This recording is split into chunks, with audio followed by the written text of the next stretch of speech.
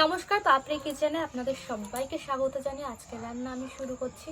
তো আজকে আমি যে রেসিপিটা বানাবো একদম অন্যরকম বলবো না, কিন্তু আপনারা সবাই খেয়েছেন, কিন্তু আমার প্রসেসে অবশ্যই বানিয়ে দেখবেন। এটা খেতে অনেকটাই ডিফারেন্ট লাগবে আর টেস্টটা অনেকটাই বেশি লাগবে। কারণ দোকানে বা বিয়ে বাড়িতে এই রেসিপিটা যখনই বানানো হয় ওরা একটা প্রসেসে বানায়, আর আমি যেই প্রসেসে বানাবো সেটা একদম আলাদা। আশা করি আপনারা এইভাবে খুব কম জনই খেয়েছেন। তো আজকের উপকরণ কী কী চলুন দেখে নিই। এখানে আছে সিদ্ধ করে ছলে রাখা ডিম। এই ডিমটা না একদম নতুন মনে হচ্ছে, কারণ সিদ্ধ করে আমি যখন ছুলছিলাম এই ওপরে যে সাদা অংশ সেটা উঠে উঠে আসছিলো। অনেক সাবধানে ছুলেছি, বাট এরকম হয়ে গেছে, কিছু করার নেই এখন।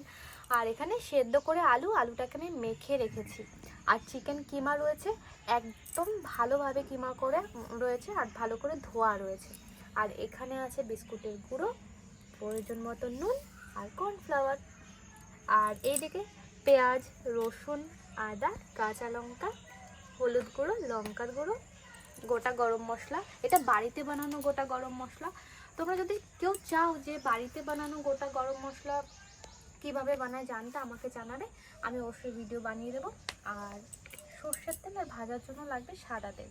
তো এখন না আমি কি করব, ফার্স্ট এগুলো কেটে নিই, পেঁয়াজ আদা এগুলো ফার্স্টে কেটে নিই, তারপরে রান্নাটা আস্তে আস্তে স্টার্ট করব।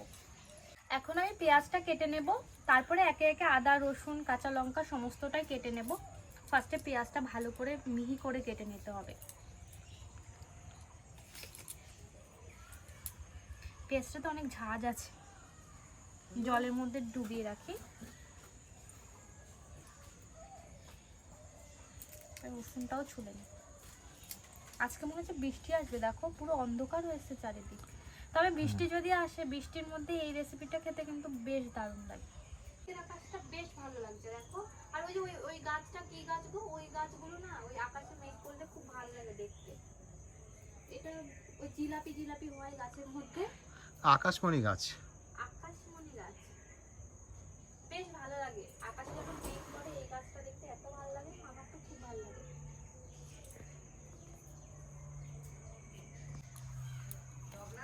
এই রসুনগুলো সব নতুন, কুয়াগুলো বড় বড়, কিন্তু ছুলতে ছুলতেই ছোট হয়ে যায়।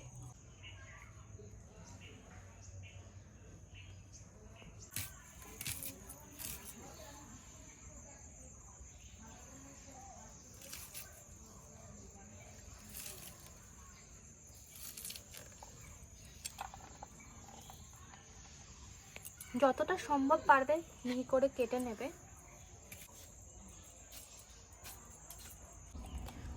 আদা আর রসুনটা এর মধ্যে থেতো করে নেব, সাথে দিয়ে দেবো কাঁচা লঙ্কা। কাঁচা লঙ্কাটা আমি পরে দেব, কারণ না কাঁচা লঙ্কাটা এখন দিলে ছিটবে, তো গায়ে হাত পায়ে লাগবে তো জ্বলবে, সেই কারণে পরে দেব আমি।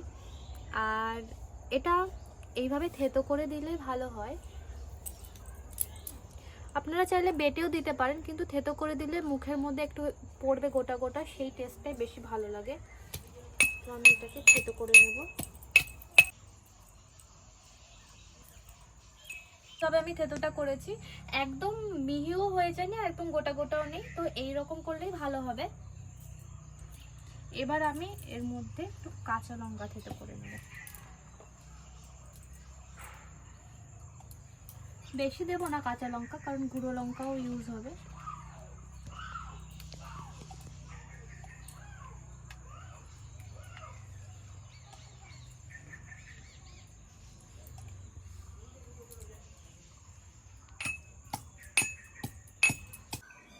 কড়াইটা বসিয়ে দিলাম, কড়াই গরম হয়ে গেছে, এখন দিয়ে দিচ্ছি সর্ষের তেল। কড়াইটা এত ভালো গরম হয়েছে, দেওয়ার সাথে সাথে মানে তেলটাও হয়ে গেছে। এবার এর মধ্যে দিয়ে দেবো পেঁয়াজ কুচি।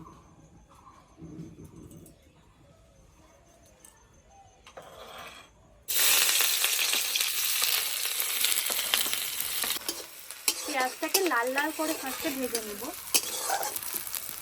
যে কোনো রান্নাতেই না পেঁয়াজটাকে আমরা যদি লাল লাল করে ভেজে নিই, তাহলে কিন্তু রান্নার টেস্টটাই অন্যরকম হয়। তো সেই কারণে রান্নার টেস্টটা বাড়ানোর জন্য পেঁয়াজটাকে আমরা ফার্স্টে লাল লাল করে ভেজে নেব। পেঁয়াজটা আমার প্রায় লাল লাল করে ভাজা হয়ে গেছে। এবার দিয়ে দেবো আমি এই আদা রসুন আর কাঁচা লঙ্কা থেতো করাটা।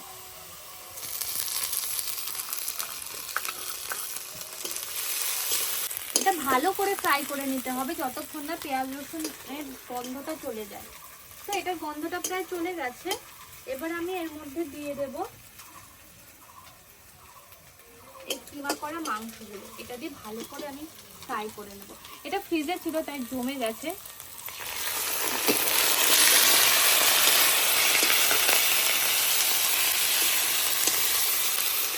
পরিমাণ মতো নিয়ে নেব।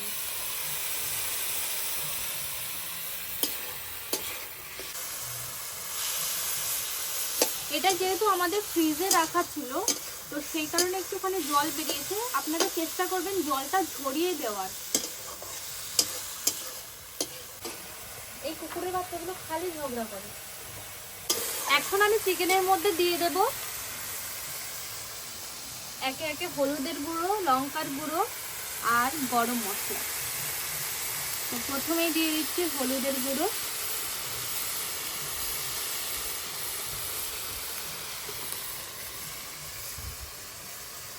এবার দিয়ে দেব লঙ্কার গুঁড়ো। যে যেরকম ঝাল খাবেন সেই পরিমাণ মতন দেবেন। আমি মোটামুটি দিচ্ছি, কাঁচা লঙ্কা দেওয়া ছিল।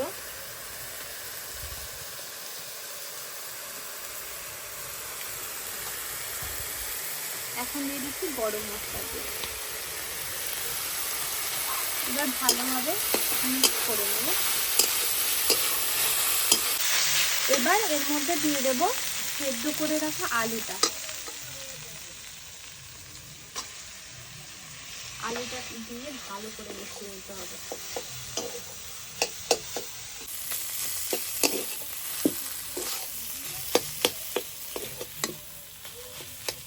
এর মধ্যে দিয়ে দিচ্ছি একটু পরিমাণ চিনি। তো এই পুরটা আমার রেডি হয়ে গেছে। এখন আমি এটা নামিয়ে নেব, নামিয়ে ঠান্ডা করে নেব। এখন নামিয়ে নিচ্ছি আমি এটা।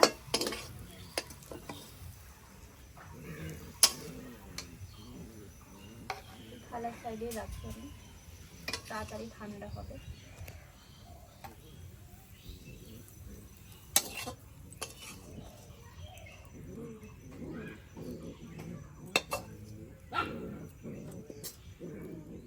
এইদিকে তো পুরটা আমি রেখেছি ঠান্ডা হওয়ার জন্য, কিন্তু ডিমগুলোকে আমি এখন কেটে নেব। আর ডিমটাকে কাটবো এই সুতোর সাহায্যে। সুতো দিয়ে ডিম কাটলে না একদম সমান হয় আর অনেক ভালোও হয় কাটাটা। এই গেল ডিমটা।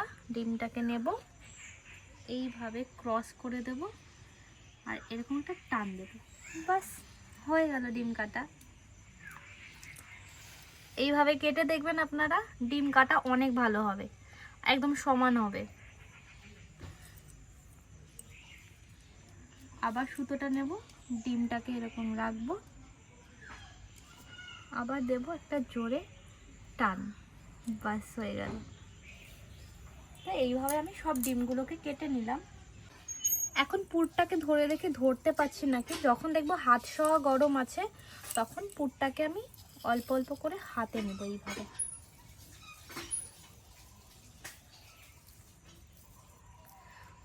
এখানে দেখে নিই আমরা 4টে ডিম নিয়েছিলাম, তো 2 টুকরো হলে 4টে ডিম 8 ভাগ হবে।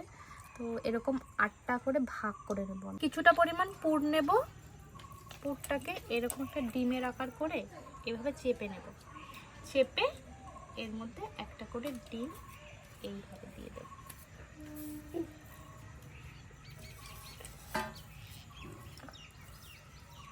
দেওয়ার পরে এটাকে গোল করে নেব। হ্যাঁ, এবার এরকম ডিমের আকারে করে নিলাম, ব্যাস হয়ে গেল একটা। এইভাবে আমি প্রত্যেকটাকে রেডি করে নেব। তো এখন এক এক করে আমি সব কটা বানিয়ে নিয়েছি। পুরগুলো দিয়ে ডিমগুলোকে কভার করে দিয়েছি। এবারে নেক্সট আমি একটা বাটি নিয়ে নেব। ওই বাটিটা দেখো একটু। আজকে আমার রান্নাঘরে অনেক অতিথি, অনেকে এসছে।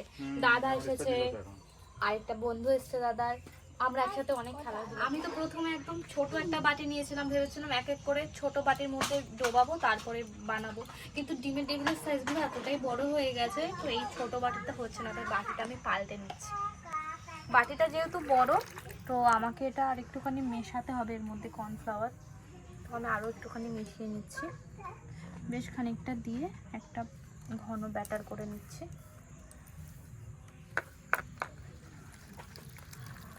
তো এই ব্যাটারটা কীরকম ঠিক রয়েছে তোমরা দেখতে পাচ্ছ, খুব পাতলাও না আর খুব যে ভারী সেরকমও না, খুব পাতলা করলে কিন্তু হবে না। তো এর মধ্যে আমি আবার একে একে দিয়ে দেবো এই ডিমের ডেভিলগুলো, তারপরে এটা আবার দিয়ে দেবো বিস্কুটের গুঁড়োতে। ফার্স্টে কিছুটা আমি এইভাবে ঝাঁকিয়ে নেব, এইভাবে তাড়াতাড়ি হয়ে যায়, এই প্রসেসটাই ভালো, দুটো হাত লাগাতে হয় না। তারপরে আবার দিয়ে দেবো ডিমের গোলায়,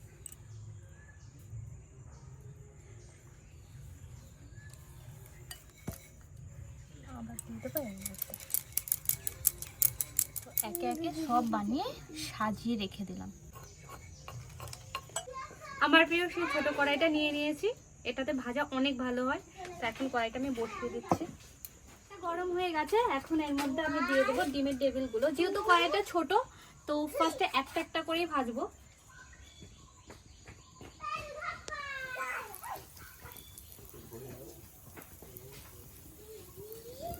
কড়াইটা ছোট তো, নাহলে দুটো তিনটে করে ভাজা যেত। তেল বেশি না হলে তো জিনিসটা ভালোভাবে ভাজা হবে না।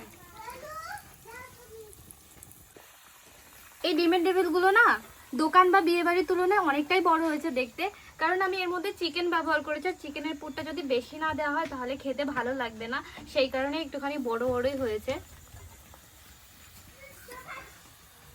তো সুন্দরভাবে গোল্ডেন ব্রাউন যখন হবে তখন তুলে নেব, এটা আরো একটু হবে।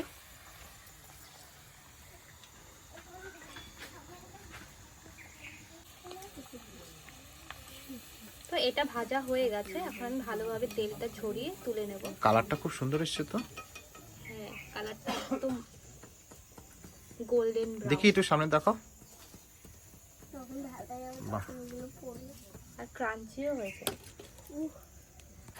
আর বলো তো তোমরা টেবিলের কালারগুলো কেমন আসছে? একদম কত সুন্দর গোল্ডেন ব্রাউন না, দেখেই খেতে ইচ্ছা করছে কিন্তু।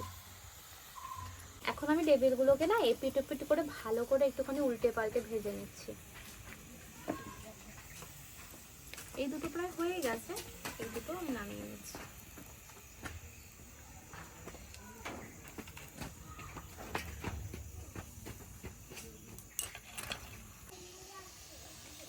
তো লাস্ট টেবিলও কমপ্লিট।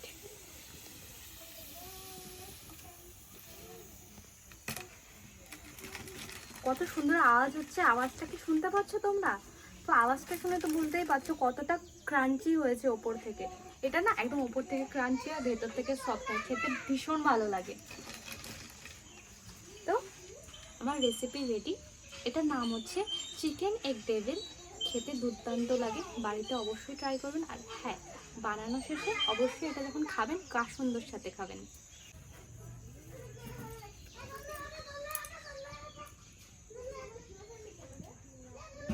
খুবই ভালো মনে হচ্ছে দেখতে, খেতেও খুব টেস্টি হবে মনে হচ্ছে। বাহ, অবশ্যই খুব ভালো হয়েছে, সুন্দর হয়েছে, ভালো হয়েছে। মাংসের পরিমাণটাও অনেকটাই বেশি আছে এর ভিতরে, খেতেও খুব ভালো লাগছে।